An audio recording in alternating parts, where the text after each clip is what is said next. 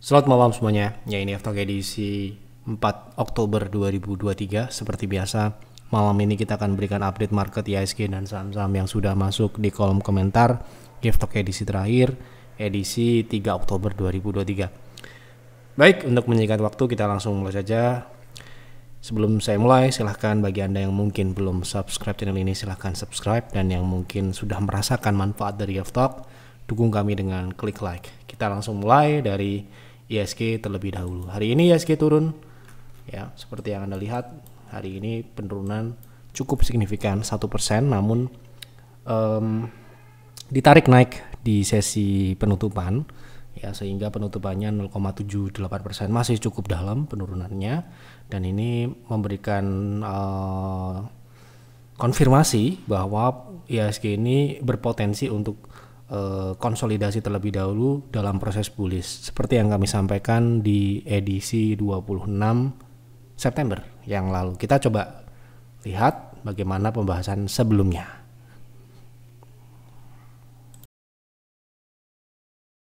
Dari IHSG, hari ini IHSG koreksi 1%, penurunan yang cukup signifikan. Dan penurunan saat ini masih merupakan proses, dan menurut saya ini adalah kesempatan untuk mengantisipasi ya potensi kenaikan atau rally di akhir tahun besok.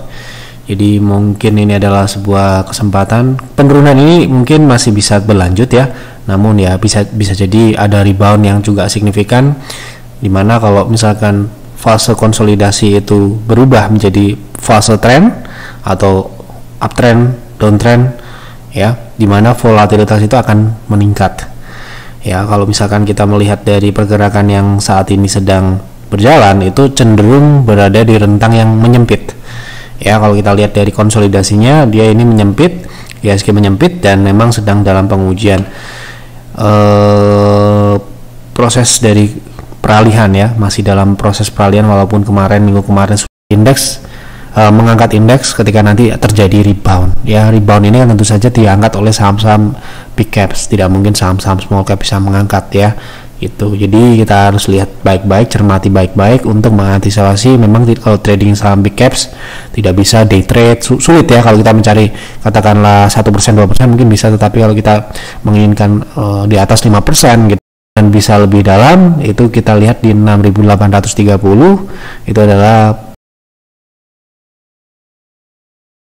Oke, itu adalah pembahasan kami Aftok edisi 26 September terkait potensi penurunan IHSG dalam hal ini adalah transisi dari konsolidasi menjadi sebuah tren, ya.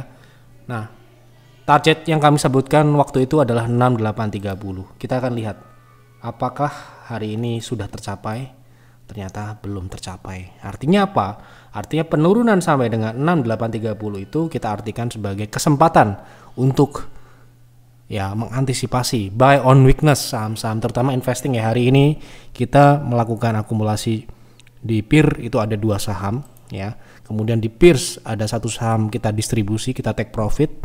Kemudian ada 1 saham yang sedang kita akumulasi. Sebenarnya ada 3 saham yang bisa kita akumulasi hari ini, namun sepertinya besok akan dieksekusi. Dan ini adalah kesempatan yang menurut saya akan sangat-sangat banyak orang lewatkan karena ketakutan ya, seperti halnya sama ketika market turun, crash dan sebagainya, tidak akan banyak orang yang berani masuk ya. Dan kita melihat sesuai dengan apa yang kami yakini dan kami lakukan menggunakan sistem dan sebagainya, yang mana penurunan saat ini yang terjadi belakangan ini adalah proses transisi dari konsolidasi yang Anda lihat di kotak berwarna coklat ini ya menjadi sebuah tren ya. Bagaimana kita meyakininya sebagai ini sebuah tren baru?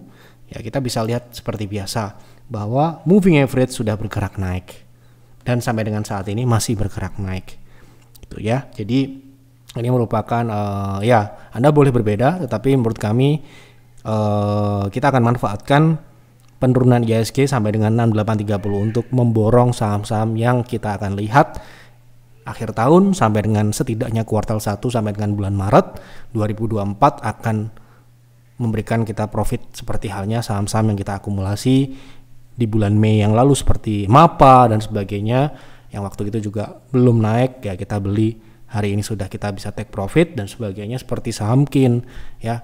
Artinya kita bertindak di luar rata-rata orang gitu ya, dan itu sepertinya akan menjadi sebuah kesempatan yang menurut saya sangat bagus untuk kita membeli saham-saham ketika IHSG turun, mumpung masih turun.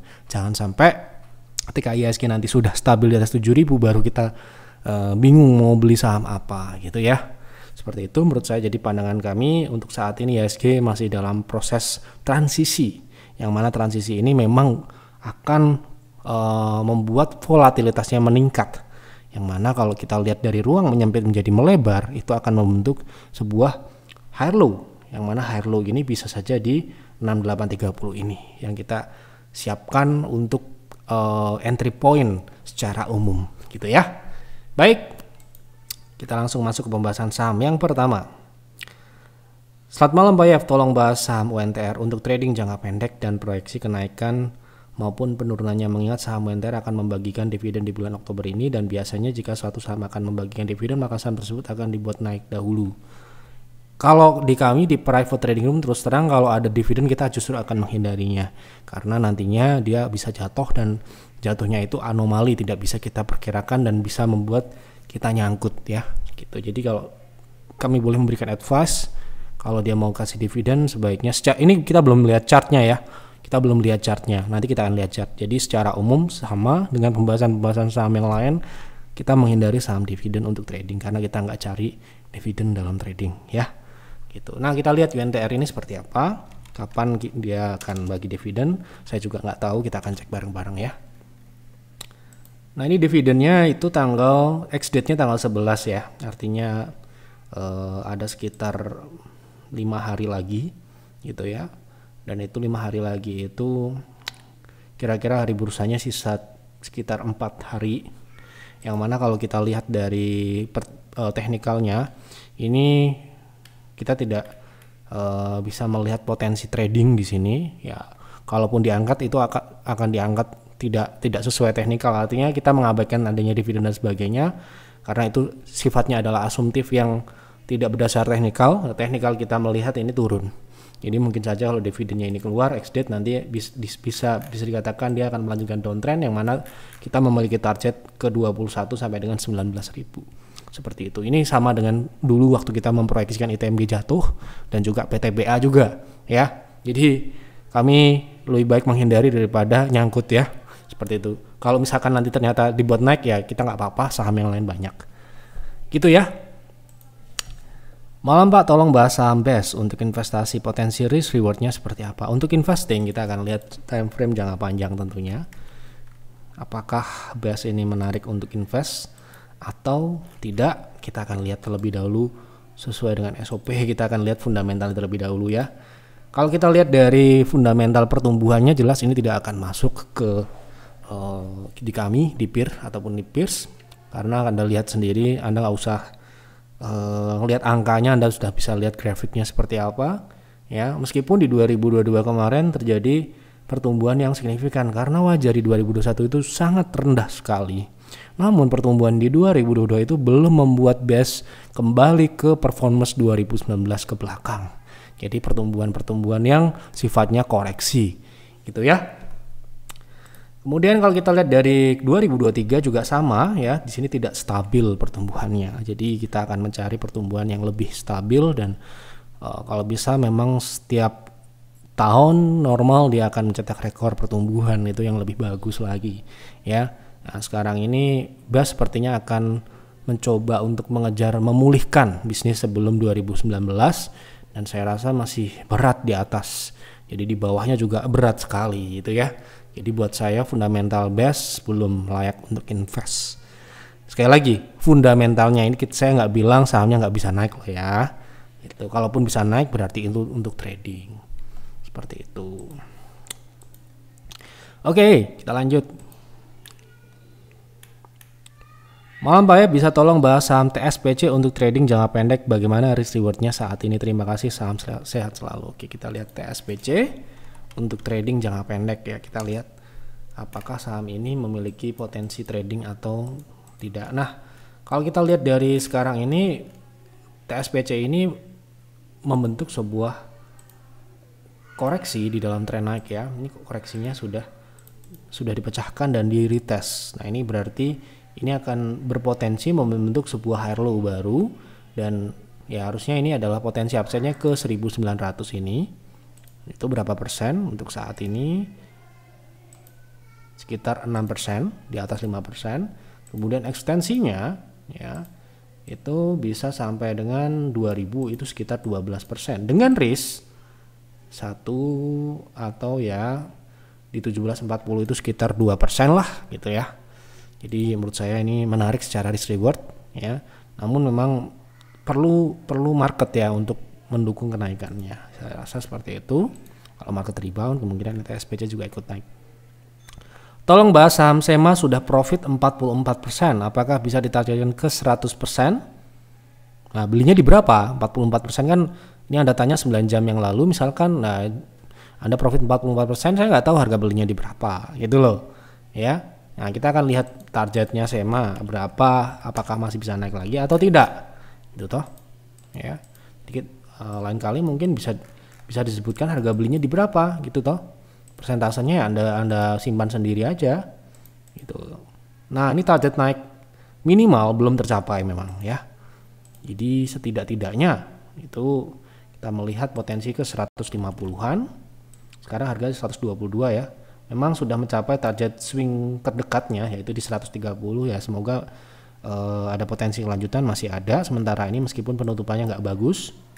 Tapi masih ada potensi kenaikan 150 sampai dengan 160. Di situ ada 0,3 ya.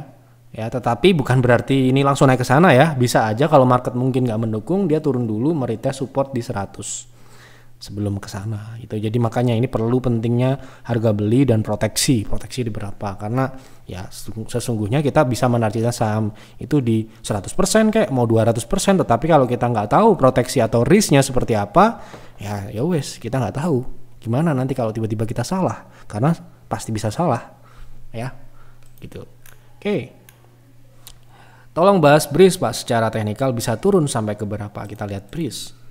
BRIS terakhir di 1500 potensinya ya, ini warna hijau ya, kita perkirakan penurunan ini dapat berlanjut sampai dengan 1430. Jadi sama dengan pembahasan terakhir di YEFTALK, turun ke 1430. Kita akan menikmati penurunannya ini sampai dengan sini ya. Oke, masih sama dengan pembahasan. Pak, IHSG confirm bearish, berapa target turun jangan menang? Belum confirm karena masih kita lihat itu adalah koreksi wajar seperti yang kami bahas di awal tadi. Bahas era dong buat minggu ini, nyangkut 10% nih, cut loss apa average down? Kalau di kita ya terus terang ya, ini kita harus bicara apa yang kami lakukan juga di private trading room. Trading ya ini ya, ini konteksnya trading. Di private trading room itu tidak boleh loss 5%. Jadi kalau sudah 10% itu artinya kebablasan. Nah, syarat boleh averaging down. Kita sudah buat trading plan, misalkan kita beli di 400, stop loss di 390. Misalkan harganya turun di atas 390, kita masih boleh beli lagi. Tetapi jika turun di bawah 390 berarti kita harus bersih. Ya. Jadi ini pertama 10% ini sudah terlalu besar. Jadi kalau kita beli lagi ya berarti kami memberikan saran melawan aturan yang ada di YEF. Di YEF sendiri aturannya sudah mutlak, tidak boleh dilanggar oleh siapapun ya. Gitu. Jadi advice kami ya mengikuti aturan yang ada. Kalau sudah 10% itu kan berarti sudah melewati batas toleransi risk kami. Jadi ya nggak boleh 10% itu. Apalagi ditambah nanti semakin turun. Nah, bagaimana era ini? Ini kan pertanyaannya mungkin sudah lewat ya, mungkin hari ini lebih dalam lagi lossnya ya gitu. Nah ini kita sudah bahas sebelumnya bahwa era ini adalah proses turun lebih jauh ya, dimana potensi ke 360. Kalau saya nggak berani average down kecuali Anda investing. Kalau Anda investing kan Anda sudah tahu ini fundamental seperti apa. Nah, di sini nggak ada pertanyaan investing ya, kita nggak bahas itu layak atau tidak era ya. Yang jelas kalau secara teknikal ini tidak menarik untuk trading saat ini karena dia masih menangkap pisau jatuh seperti itu. Saham Goto kok susah naik ya Pak, masih nyangkut di 89. Kemarin kita sudah bahas Goto kenapa kok tidak naik-naik, karena ya memang fundamentalnya tidak menarik, dan juga secara market dia juga besar ya, artinya market turun dia ikut turun. Kemudian juga trennya teknikalnya turun, jadi untuk naik misalkan ke 84 atau ke 87 mungkin masih bisa, tetapi untuk di atas itu agak berat untuk saat ini ya. Oke. Nah ini malam sukses selalu Bang. By the way, bahas saham BBRI dong, apa yang mau dibahas. Jadi di sini harus ada keterangan Anda mau trading, mau invest, atau Anda sudah beli untuk investasi, atau tanya teknikal atau fundamental, terserah Anda, tetapi harus ada keterangan. Nggak bisa kita bahas, silahkan isi kembali di kolom komentar untuk revisi pertanyaannya. Bisa tolong bahas Akra untuk invest, masuk di harga berapa? Best price ya. Kita lihat Akra, best price di berapa? Berarti 0,6. Kita akan lihat 0,6 Akra di berapa. Ini trading atau invest ya? Invest, berarti kita akan time frame monthly ya. Nah, kalau kita lihat dari Akra sendiri, Akra sudah mencapai target kenaikan jangka panjangnya. Ya. Memang dia harusnya dalam jangka panjang ada ekstensi ke 1,6, yaitu di 24.400-an. Namun setelah mencapai 1650 ini kemungkinan dia akan turun. Setidak-tidaknya ini bukan best price ya, setidak-tidaknya dia akan ke 0,3 ini ada di 1145. Best price-nya, sekali lagi best price tidak mudah. Best price-nya itu di 855, agak berat sih ke sana, tetapi bisa. Ya, seperti itu. Oke, sudah saya jawab semua apa yang ada di kolom komentar. Itulah yang akan kita bahas di DevTalk. Jadi silahkan apabila Anda ingin melihat banyak saham dibahas di DevTalk selanjutnya, isilah di kolom komentar saham apa yang menarik untuk dibahas dan kenapa saham tersebut Anda pilih untuk dibahas. Apakah Anda mau trading, mau investing, atau Anda sudah punya kemudian mau seperti apa dan sebagainya, minta advice dan sebagainya, silahkan isi di kolom komentar sepanjang-panjangnya, terserah, karena tulis kolom komentar tidak bayar dan kita jawab secara gratis ya. Apabila Anda ingin berkonsultasi lebih jauh, silahkan Anda join peers atau di private trading room jika Anda seorang trader ya. Jadi sebelum join pastinya Anda harus baca dulu apa itu PTR, apa itu peer, apa itu peers ya. Sebelum Anda chat admin, Anda sudah tahu dulu apa itu peers dan PTR. Jangan sampai Anda asal bergabung tetapi Anda tidak tahu apa itu ya. Itu ya. Baik, terima kasih untuk Bapak Ibu yang sudah berkontribusi memberikan ide pembahasan di DevTalk malam ini. Silakan isi kembali sekali lagi. Dan terima kasih juga Bapak Ibu yang sudah subscribe, sudah dukung kami dengan klik like. Silakan dukung kami dengan klik like karena kami sangat senang apabila DevTalk banyak yang suka, tidak sia-sia yang kami usahakan. Karena apa yang kami sampaikan di sini apa adanya, apa yang saya lihat, entah itu benar atau salah, apa yang kami lihat ya itulah yang akan kami sampaikan. Tetapi kebenaran tetap marketlah yang menentukan. Seperti itu, selamat malam dan selamat beristirahat.